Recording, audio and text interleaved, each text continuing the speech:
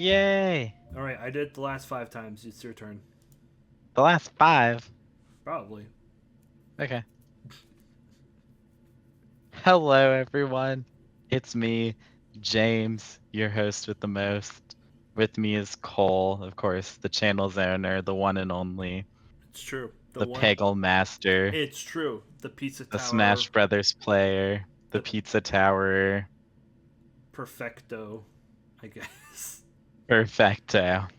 I'm kind of upset that my most viewed video currently is my Pizza Tower video that I made in like a minute. Um, and it has 5760 something views now on it. More views than it Hey! should have. Don't A that. Hey, we pulling them in with Pizza Tower. Here we It's go. true. It's true. Also, hello everyone. Welcome to Two Broken Thumbs. I don't. Yes, I that's don't. what I'm welcoming you to. I wasn't sure if you had said it yet or not. I said hello, and Yes, it's me. that's true. That should be enough for people, really. You Well, know, I mean, I, look at what channel you're on or video you're watching, That's it. I think being very vague and very, general Jesus about things Christ. is a very good point. I think a movie should do that. Be very vague and not say anything. Well, it's like, you know, I don't enjoy I don't enjoy watching things, right? I like writing my own stuff. You like writing fan fiction? Not exactly, just like my own content in general. Mm-hmm. Like I don't want to know things. I want to make it up for myself as I go because I have nothing else to go off of, Ah, are you you know? are you alluding to something? Um, no. Well, I guess there's nothing to talk about then, is there? Nope. All right, well, see you Speaking of guys. nothing to talk about, we watched Skinamarink. Oh my god. It's not that we watched it, we attempted to get through it, and we succeeded.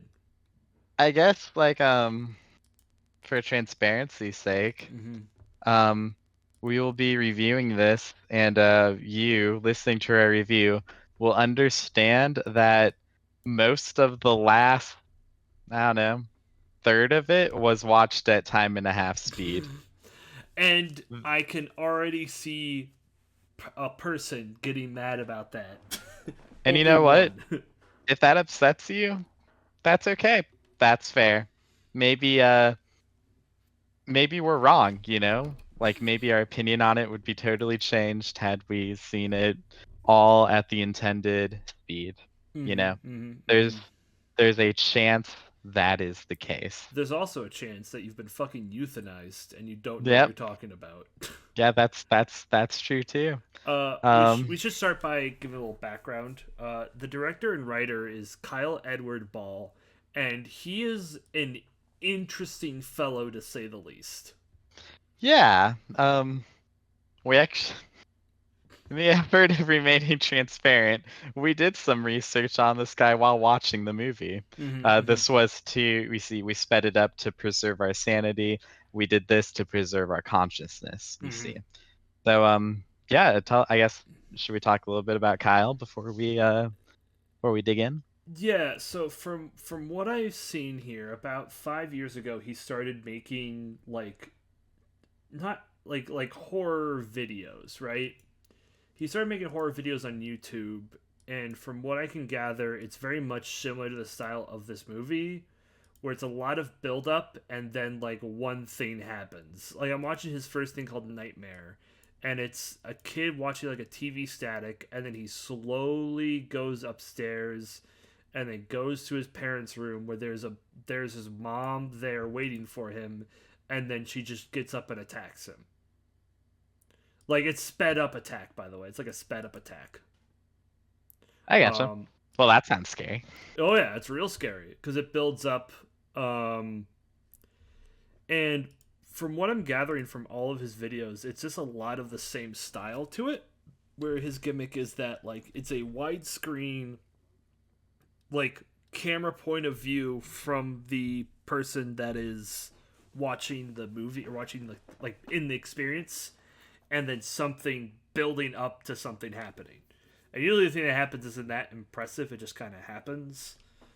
It could also just be a thing where I've gotten so used to horror movies that I've kind of like nothing really gets me anymore per se. But maybe it is scary. Maybe it is scary to some people. What I will say is I don't get the hype behind Skinamarink. I've legitimately, while we are watching this, I was looking into it and I kept seeing people going, "Oh, this is the most atmospheric horror movie in the last decade. It feels like you're really in this situation." And I don't see it. I legit don't see it. I guess I don't know. Horror movies still work on me. They work pretty well. I'm a I'm a bit skittish me. Uh I guess like atmosphere. Yeah, it's the atmosphere is pretty solid. Um and yeah, that's about it. It's like there so little happens. Mm-hmm. There's like when I was working in a haunted house in high school, um, I found out pretty quickly that like not every room in the haunted house is built to give a scare, you know?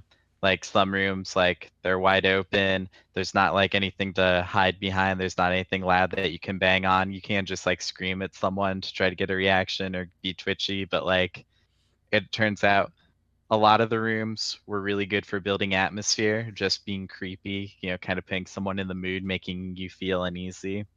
And then there were other rooms, like the one that has a foot pedal that controls the lights. Like those are the ones where you're gonna be able to scare people with like a jump scare, right? Mm-hmm.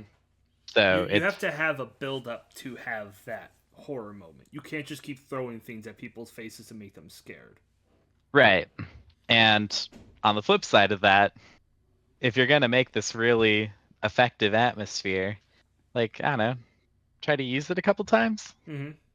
Or, well, I guess more than a couple times in the hour and 40 minutes. If you're gonna have, so here's the thing: the way that it's shot, it has this like grainy film texture over it, and it's very clear that he wants you to think that there's something in the film grain, but there never is. It's nothing's there, nothing's scary. It's just kind of there. He's trying to like, I guess the best way to describe it is like an alien when you originally saw the first Alien in like the VHS setting.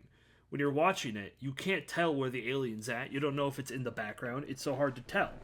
But this movie doesn't have that same effect to it because, and it's personally, this is my opinion, it's because of how it's shot with the widescreen, right? Yeah, I think that's totally fair.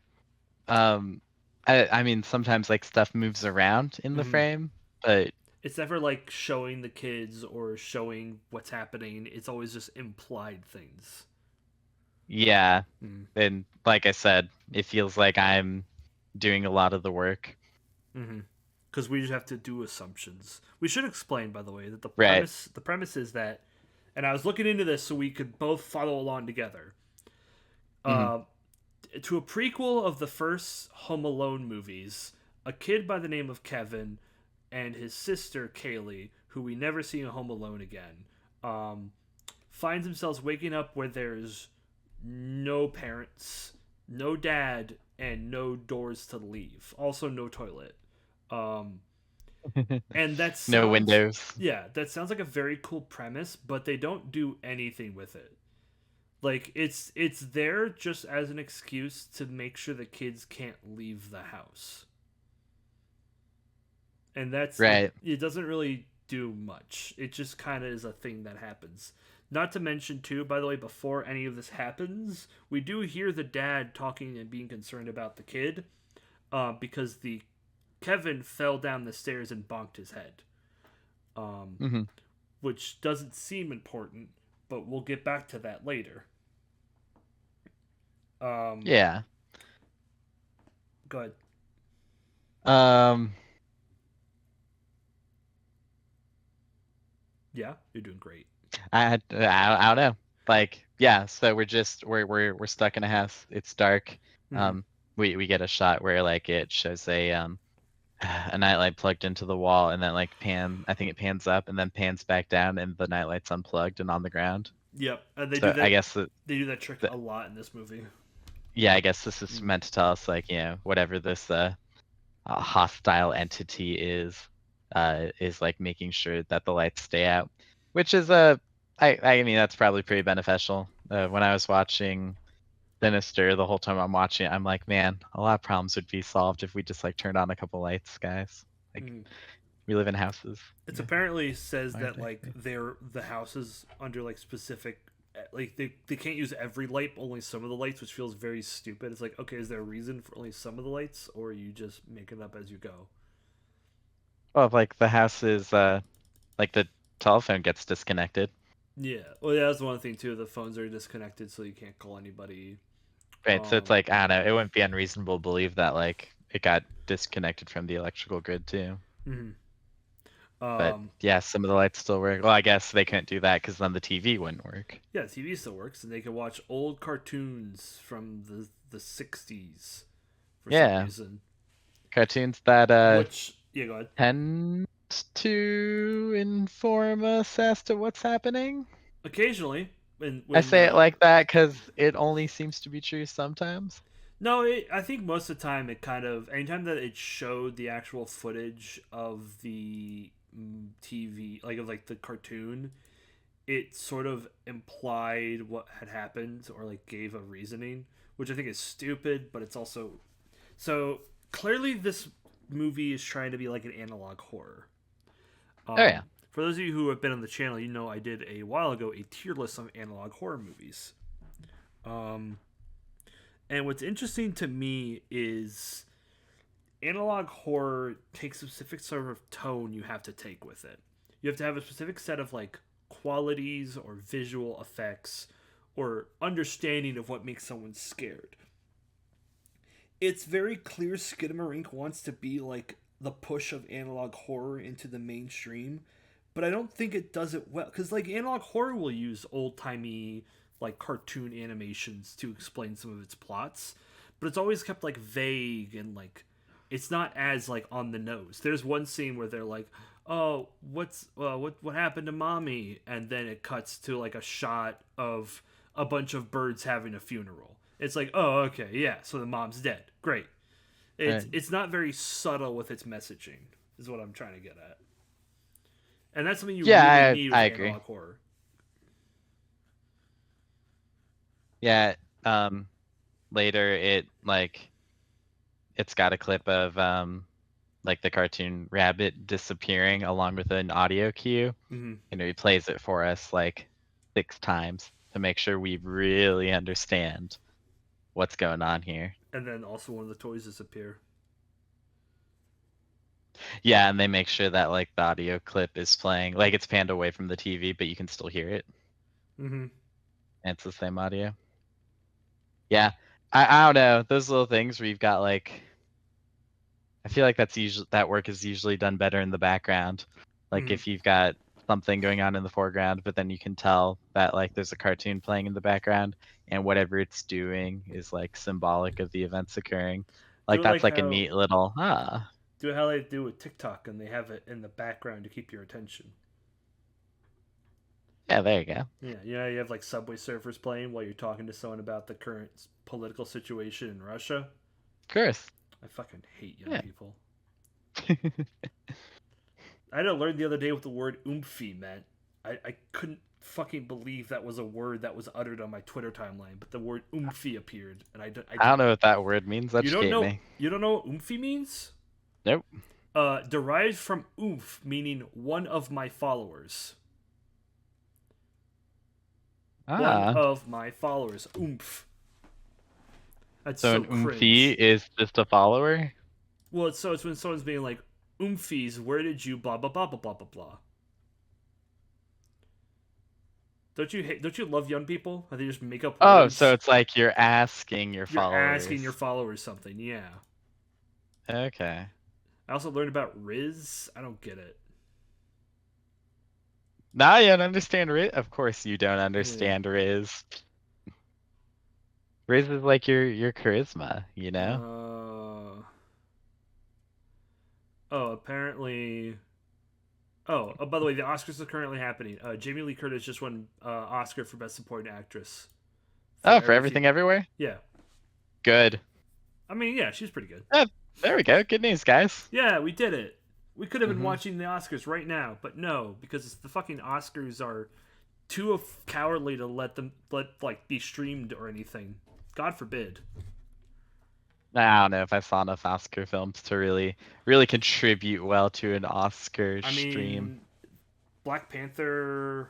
What else was there? There Nope. was Top Gun Maverick got some awards. Oh, that's good. Everything, everywhere. Other movies. Puss in Boots. Oh, okay. But yeah, no. Back to the movie.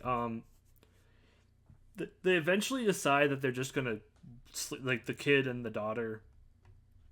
What the fuck is her name? Kaylee and Kevin are both gonna just sleep downstairs, watch cartoons, and play with Legos. And like that's like a good portion of the movie. We don't actually see them play with the Legos. We just see them like after they've built the Legos, and it's just kind of there. We Uh, see that there are Legos. They mm-hmm. get moved a bunch of times. Not on screen, of course, No. between cuts. Apparently, this is his second film like this. Is one that he made called Heck, which is a short Yeah, horror. Is that on his YouTube? I don't know. It closes YouTube. It seems. I'm gonna open it back up. But yeah, they show this like scene where he's or not she's like going upstairs and like going to see like her mom, who we know is dead, and they do this really fucking stupid thing where he like she looks under the bed because she gets told by her father, or quote unquote her father, to look under the bed. Then she does, then looks up, and then it's her father's hand is closer to her. Then she looks down again, and then looks back up. It's like it does like the stupid goddamn shit that you've seen all the time in movies, Hmm. horror movies, where you don't know what to do. They're like, "Oh, we need a scare! Quick, make them look up and down a bunch of times. That'll be scary." Yeah, I feel like I don't know that that scene was like decent enough at doing atmosphere, but Hmm. nothing really happens until one jump scare because of a scream at the end. Mm-hmm. And that's And when, it's like I feel like it goes on for a long time. It's probably like a 5-minute scene yeah, at and least. that's when Kaylee's face disappears, right? I don't know if we see it then. Maybe we do. I don't remember. I'm I reading don't it know. now. Kaylee's joined her brother in the living room again. Kevin asks what happened, and Kaylee just says, "Yeah, oh, that's right. Nothing happens." Then Kaylee tells him to move the couch to a 4 and 6 year old move a couch. Yeah, Oh, you okay. have to block the door. Oh yeah, okay. Uh huh. Okay, sure. Yeah, yeah, yeah. Um. Da, da, da, da, da. Yeah. Okay. So yeah, they both go like the next day after that happens. They both go downstairs because the voice is telling them to, and that's when Kaylee's face disappears, which is like the only thing that happens scary wise in this movie.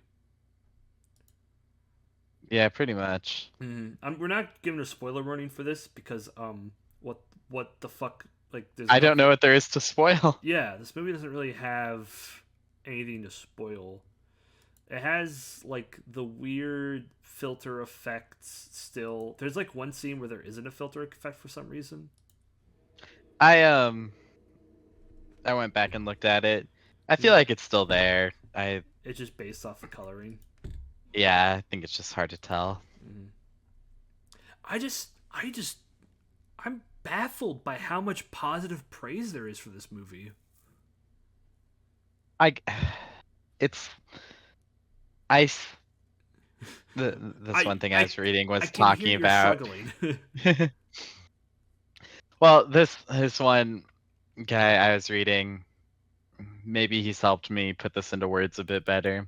Mm, I feel like I feel like this plays off of like being afraid of the dark, which is mm, really common for children, right?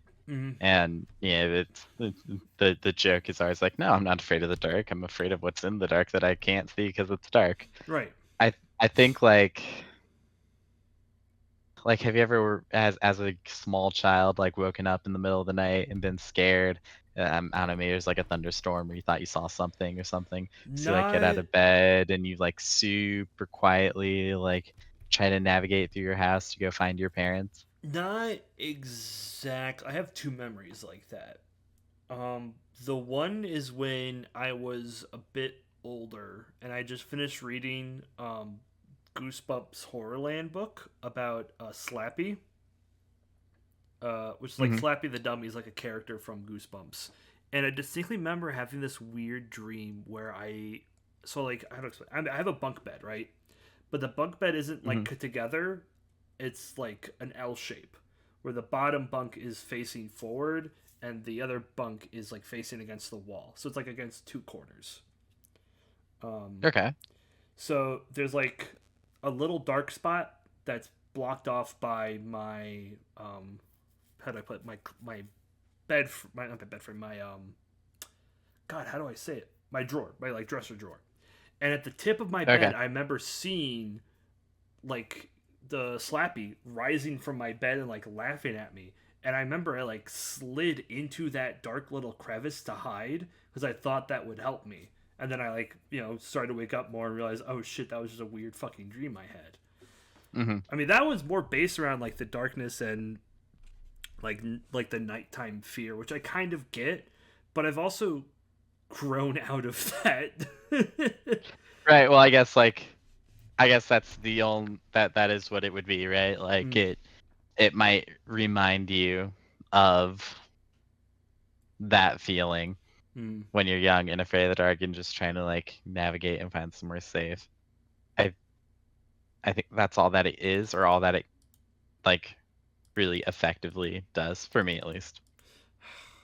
I'm okay. I'm reading this interview with him, and I think I'm not a big fan of Ball. Right now, Ball is mulling his next project while both fielding and fending off audience reactions. While Skinamarink comes equipped with a meme-friendly marketing plan, its posters evokes the grindhouse thrillers of the 70s and 80s with a tagline "In this house" that deliberately echoes a popular Twitter joke template. It is also an intensely unique film that not all moviegoers, even the adventurous horror fans, might latch onto. There are long and static takes, dialogue so whisper soft that it's necessary subtitles, and no clear narrative answers as to just what happened is happening to the two children stuck inside their home, both of whom are put through extremely traumatic incidents. I, ugh, I hate this writing. Oh, fuck off. Everyone's theory is correct, and also no one's theory is correct, he says. It's not my movie, any movie, it's yours, and I don't even know how to answer some questions in the movie. I, I'm I what I don't get that. I don't. I feel like then the movie has nothing to say if you don't have anything to say about the movie. You made the movie. Maybe it should say something. I'm not saying every single film and piece of media has to have some sort of deep messaging or deep philosophy or deep understanding. I mean, fuck, even Lamb had the decency to have some sort of meaning to it, you know? At least Lamb dealt with like grief and like the loss of a loved one in a very weird and boring way.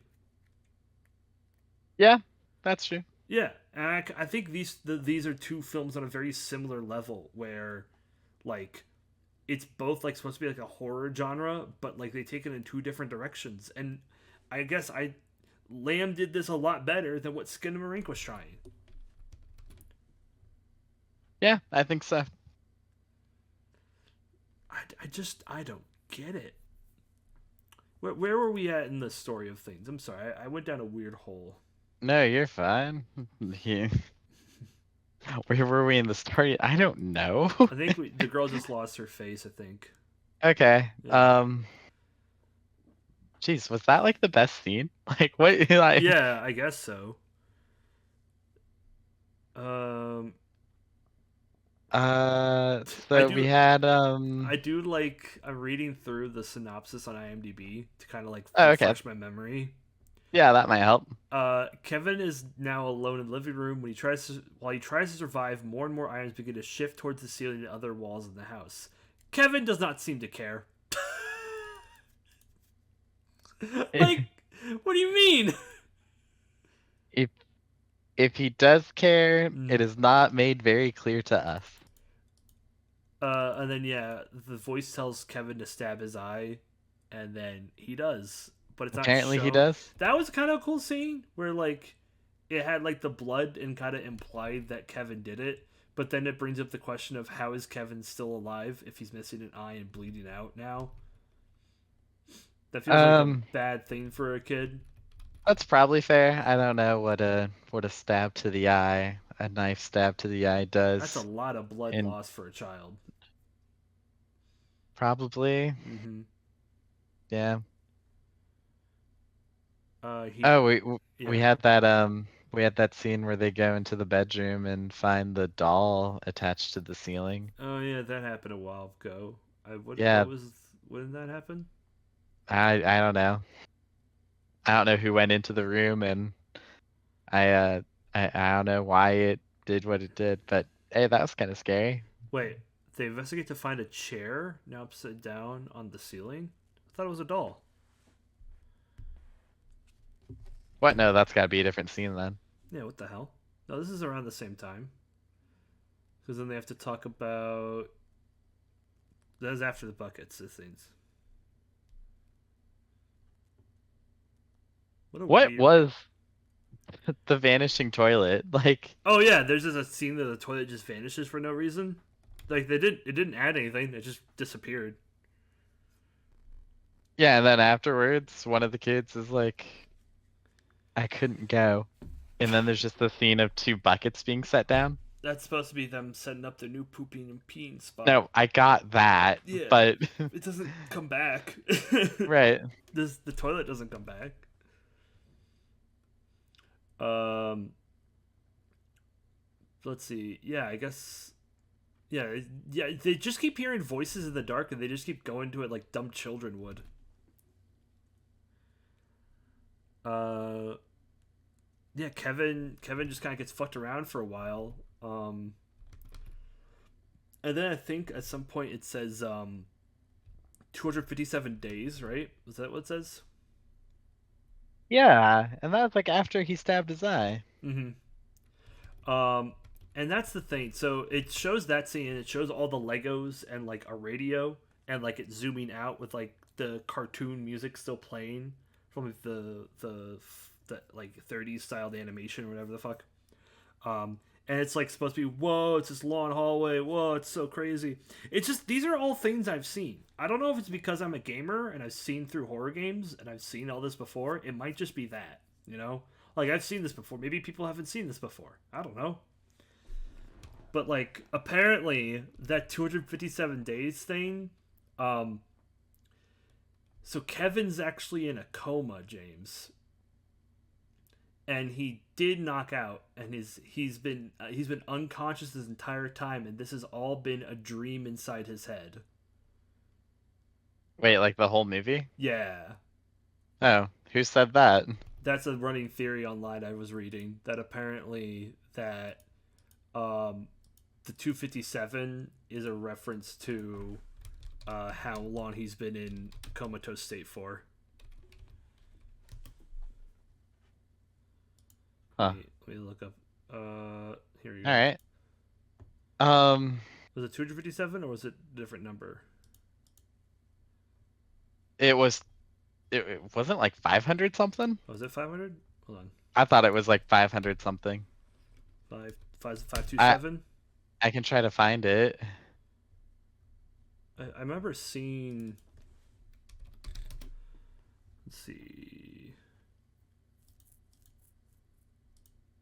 I'm trying. Oh, there it is. What did 572 days it mean? Okay, so what does 572 days mean at the end of Skinamarink? The 572 days probably means there was a time jump at the end of the film. It could be 572 days since the voice started terrorizing the children. And the other theory was that, or it could be 572 days since Kevin fell into his coma before he sees at the final face and dies.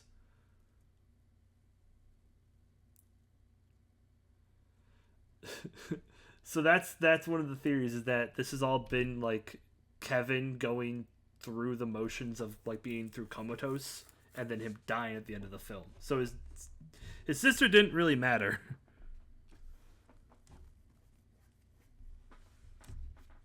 Yeah, I guess not. I Man, can't find it. You know what's kind of funny I'll about send you this the link. though? What's up? I'm like scrolling through the movie, like trying to find um where it says however many days, 572. Mm-hmm. And like normally scrolling through a scary movie, I'd be like nervous because I don't want to like accidentally jump scare myself. I'm not Mm-hmm. afraid of that here. Yeah. It brain's not working. It's like around the scene with like the Lego pile for some reason. The one on the ceiling. Yeah. Yeah, they Okay. also do this thing where they flip the screen around and like Kevin's walking upside down.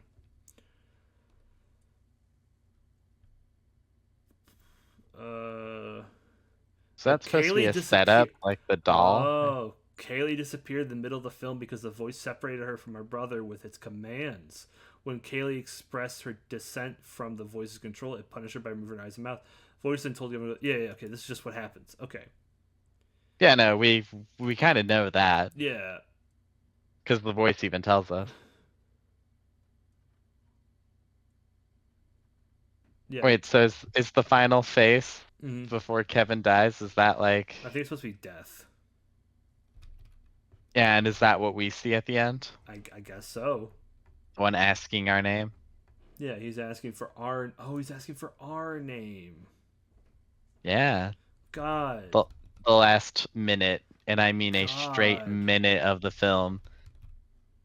Oh, more than that. It's like a minute and a half. Wow. Is like it's all dark with like the same film grain, and you can barely make out a face kind of in the middle off to the Do left of you it and think if they out. cut this movie's length in half to a short film, it would do better? Yes. I don't think so. I You don't don't think think so? I don't think there's enough horror here to justify that. Wait, would be good or would be better? It would be better, but I don't think it would be good. Oh, okay. If I that makes think you sense. asked me if it would be better. Oh, my apologies. It would be better, yes, but I don't think it would be good. I Yeah, I don't know. I agree with you. Like Looking through all of like the there's material. like good atmosphere here. Mm, Um, but yeah, I don't think so. Go ahead with what were you saying?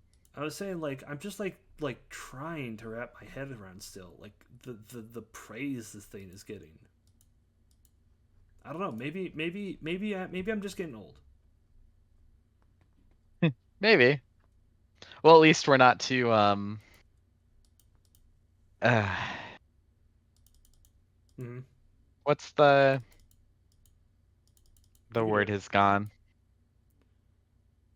We're not so, oh God, not like uptight, but like Right. pretentious.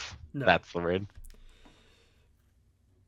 It gives me kind of pretentious vibes. Yeah. Apparently, Kyle Edward had a scene where the child actors were gonna swear, which feels very off-putting for me. I don't see how those kids would ever swear.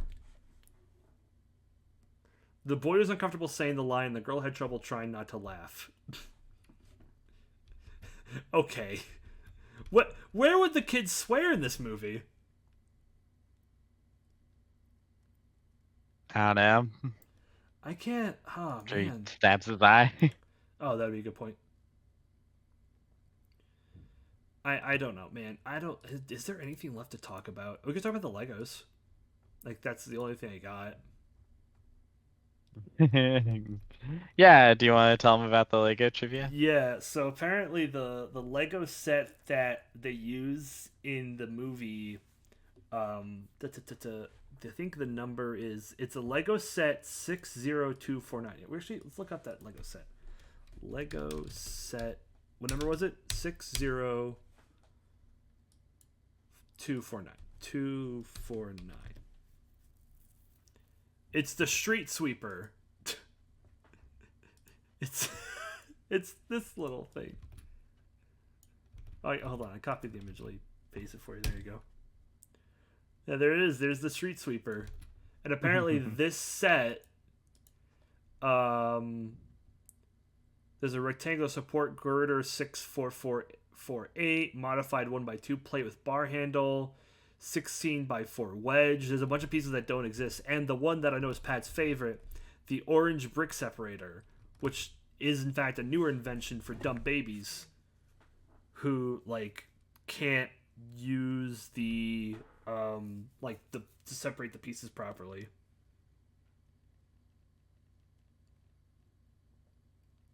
And the excuse given that the year means nothing because the house and the children themselves have been displaced in reality by the entity controlling them.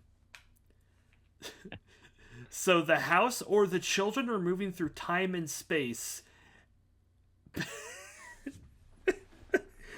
because the trailer says the movie takes place in 1973, but the movie is set in 1995. Uh-huh. But the Lego set is from 2020.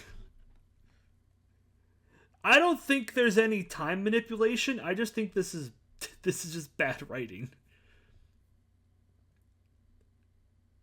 Well, it's like it's got to be like damned either way, right? Like either it's bad writing or it's so poorly communicated that we can't tell. Yeah, I think it's the second which is one. like inherently bad, right? For the record, director Kylie Edward Ball has said that a lot of the toys are from his own childhood, although he borrowed the Legos from a friend who had a collection of them.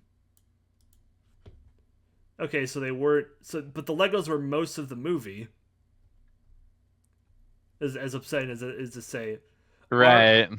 Our guest, Skinamarink, will have you too terrified out of your wits to even care. What are you on about? I'm fucking getting pissed off. This film is pissing me off. Holy shit.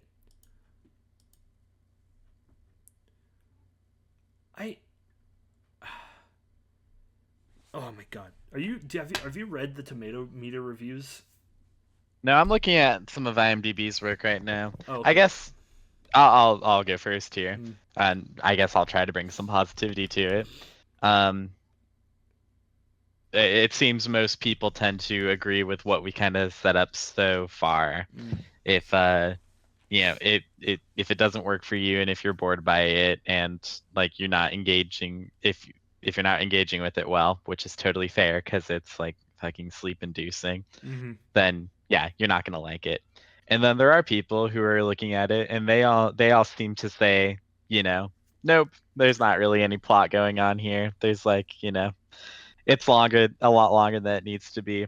The positive viewpoints are all coming from it put a sense of dread in me that I haven't felt since I was a small child. Since I was a little baby. Right, trying to navigate the dark of my house, being unaware if there's like a monster at any turn. Which I get that feeling. Like even as an adult, when you're like walking through the darkness, sometimes you're like, oh shit, something might be here. You might get that feeling every once in a while. Oh, there's been plenty of times where I'm up at 2 a.m. I go to the kitchen, like get a drink or something, and like someone else in my family happens to be up and the lights aren't on, and like they scare the shit out of me, and I'm like, oh my god, right? Exactly. So, like it's not invalid. The other thing too is that people are trying to defend it with the low budget. Listen. I never got the vibe that if he had a budget, things would have been much different. Yeah, and I'm gonna be honest with you. The Operator and Marble Hornets, that was low budget, and that still felt fucking amazing. You could feel the passion in it. Oh yeah, and that was free online. the Backrooms, for fuck's sake. Have you seen the Backrooms? No, but I watched a bit of the gameplay. The Backrooms, the original, is such a fantastic creation of pure like energy and excitement for this type of concept. and it's so well made. It's so well done, and it blows my mind that that is free and people paid to go see this movie. Yeah, that's fair. Mm-hmm. If you want this done well, watch the back rooms on YouTube. It's gotten very long, but God, it's so worth it. Like I said, I went down the rabbit hole of like of like analog horror, and it blows my mind how much of these are just ignored. There's Gemini Home Entertainment, which does really well. There's Omega Mart, which is like a shit post, but it's still really good. There's just so much out there, and don't watch this. Is what I'm trying to say. It feels good to be back on this type of behavior instead of praising something. This feels right. Okay, so Mm. this guy who really enjoyed it, gave it a 9 out of 10. Um, I'm just gonna pick one paragraph out of here. As these kids are stalked in their home by something unknown and unseen, the horrifying things we see and hear are so clearly indicative of common childhood fears, traumas, and challenges. Divorce, nightmares, abandonment, neglect, death, and a lack of control over your own choices. So, like, I think I might be able to give him 2 of these. Mm-hmm. So, I guess we didn't talk about this, or maybe we did. Near the beginning, they go to try to find their dad, and he's not there. And I think it's Kevin says maybe he went with mom, Mm-hmm. and then Kylie says I don't want to talk about mom. And that's when And it it's like, cuts to the footage of the birds. right, doing the funeral. Mm-hmm. So it's like, or what looks like a funeral. So like, you know, death, sure. Neglect, I don't think there's much. I don't think there's. I don't know what evidence we have for that. Abandonment, I guess you could describe it as that. Divorce, well, Mm-hmm. maybe, but it seems like death. Nightmares, yeah, okay. Lack of control over your own choices. I mean, you got like the knife thing, but Yeah, I mean I it's a weird just like over analyzing, I think, of something. well, it's something that that I've certainly done before on accident. I think Mm, this guy is just, or girl, is just doing a little extra writing for the movie. I guess Which, so. I mean, obviously, like, there's a difference between finding meaning in something where, like, the meaning might not be there, and, like, you finding it on your own Here, versus, like, trying. Oh, sorry? hold that thought. I gotta go get food. All right, so yeah. Sorry, what were you at? Um, right. Okay. What I was saying is, like, finding value in, an experience as subjective as watching a movie is of course valuable to anybody who has it, and like, that's, you never want to take that away from someone. But that's totally different than like someone, trying to fill in holes themselves and then act as if those holes never existed in the first place. I don't know if that's what this guy's doing. He seems to just be sharing his experience, which is nice, but yeah, unfortunately, I didn't get that out of it. All I got was that one or two good scenes, especially that one at 45 minutes, and like besides that, yeah, like, I don't know. I think the big thing is I should not have to explain your movie. Your movie should give me the clues and context I need to understand your movie. I shouldn't have to go online and like be digging through files of people praising your movie and never once seeing the reason for its praise besides something I've seen done better. Right. And like I haven't seen nearly as much horror movies, or what did you call this, analog horror? Analog horror. Yeah, I haven't seen nearly as much of that as you. So if you told me that, oh yeah, I can find you something better, that, or something that does the atmosphere better, that's Hmm. like, at that point I don't know what else to do. Right? I mean, Hell, we watched, what was it, Marble Hornets? yeah, Atmosphere, and that was pretty excellent, gotta say. yeah, It's been like a year now, I feel like, 2 years. so I would have to go back and check to determine which I feel did Atmosphere better. But I got a feeling, especially like season 1 and 2 of Marble Hornets, I feel like Mhm. those probably had it. Yeah, absolutely. Hold on. I got. There's also just like a sort of vibe you can get from a good analog horror. Um, let me look up. Let me just look up analog horror on Google Images. And I gotta pull up like what it usually is. There's usually like a sort of filter or effect or sort of theming when you have something like this. Hmm. Like a sort of, I don't know how to put it, like tone. And it's very easy to like copy and try, but it's weird how you can fuck it up with this. And you just add a filter and be like, "Oh, that's it." No, you have to. It has to be more than just a filter. It has to be a certain frame or a certain type of shot type.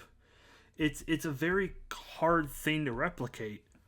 But this movie is just like, oh, I'll just film a screen that's full and just add some filters over it. He did more than M Night did for The Visit, you know, Right. but that's like barely saying anything. No, they're Yeah, just it's good. no, it's like you said. We so like a parallel we could draw, like for example, something that I was reading up on more recently was like different aspect ratios and how they'll affect how Mm. you're doing your filming, and like two, I'd say more popular examples are Zack Snyder's Justice League, which wasn't in 4x3, but was in like a 4x3 adjacent, Mm. and then The Lighthouse, which we talked about here We on the did. channel. We did. Um, The Lighthouse does pretty well at Mm. using that aspect ratio to make you feel kind of claustrophobic, I Mm. guess is like the best way to say it. And if that's what Like, you want to do in a horror film, if you want someone to feel scared or like closed in, I feel like that could have helped this film a lot. I think so. But my point is, like, mostly, yeah, that's worth considering on its own, Mm-hmm. right? That we sorry, 1 second. Go ahead. Okay, okay. Like that movie takes that idea and like really does something with the changed aspect ratio. Whereas Zack Snyder's Justice League, I couldn't pick out a moment where the aspect ratio assisted what the director was trying to communicate to us in any way. Mm-hmm. It just seemed like you are pretentious at worst and like unique or off the standard at best, you know? Another good use of fucking with the camera, and I hope we talk about this at some point, is the Grand Budapest Hotel Okay. by oh, we watched it recently. Yeah, that's it. I think it is. How did I forget the fucking director's name? I feel so stupid for forgetting his name. Oh my god. Wes Anderson. That's it. Wes Anderson's Grand Budapest Hotel does some very cool stuff with the camera. It starts with that full screen aspect ratio, and then well, no, it starts with a smaller aspect ratio, then it goes full screen, and then when they cut to the backstory of everything that happened within the story that's being told to the main character, it goes into a 4:3 aspect ratio. But it really works well with the film because you can get a sense of where one story ends and the next one begins, right? He messes with the camera and the way that everything's shaped so that way you, the audience member, can understand where you're at in the timeline of things. And it's very well Everything done. everything everywhere did that too. They Mm-hmm. yeah, in some of the universes the aspect ratio would be different. Mm-hmm. And I think not doing that in this film is a big hindrance. Obviously, also the film not being good is a big hindrance. But it's more Well, saying, there was a lot of things that could be mm, done differently to probably assist this. yeah.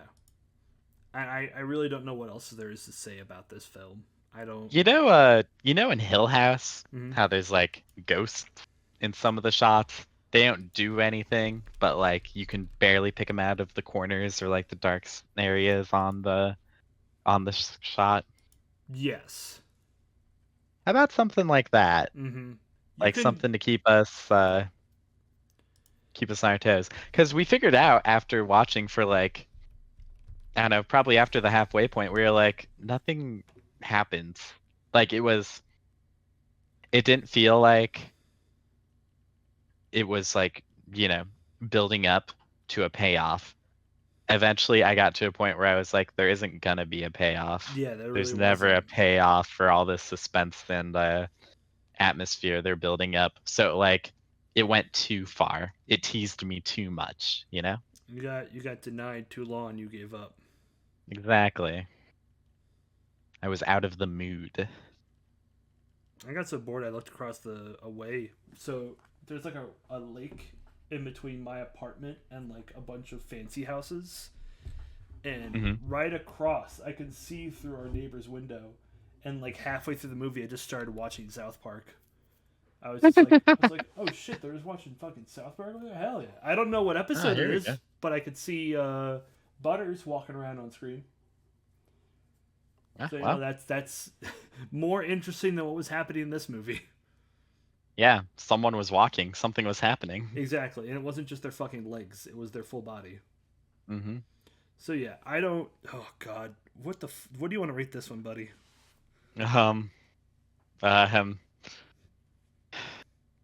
or, or poorly. I don't know. Poorly. I'm gonna give Uh, it missing eyeballs because God, I missing. wish I wish I wasn't seeing this movie. I.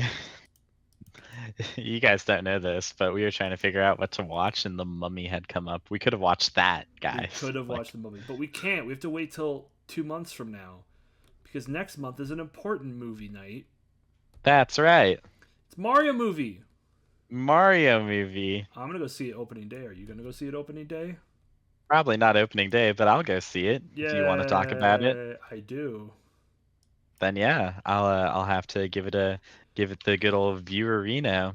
This will Hell be yeah. this will be fun. This will be like Sonic because you know about the games and I have only played Super Mario Bros. 3 on my Game Boy Light or Game Boy Color, and I also played Mario Kart, and that's it. Hey, well that's referenced. Yes, All it is, but all you you know, have to do, like it's not enough, right? Mhm.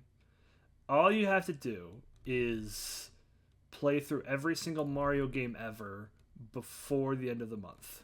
Oh, okay. Yeah, that's fine. Yeah. I can fit that into my school schedule. Oh, cool. Pinocchio won Best Animated Film. Good job, Del Toro. Oh, yeah, good stuff. Good stuff. Good stuff. Well, that's a good note to end on, I think. Yeah. I really I don't think I have much else to say. Fuck this movie. Yeah, not a fan. Mm.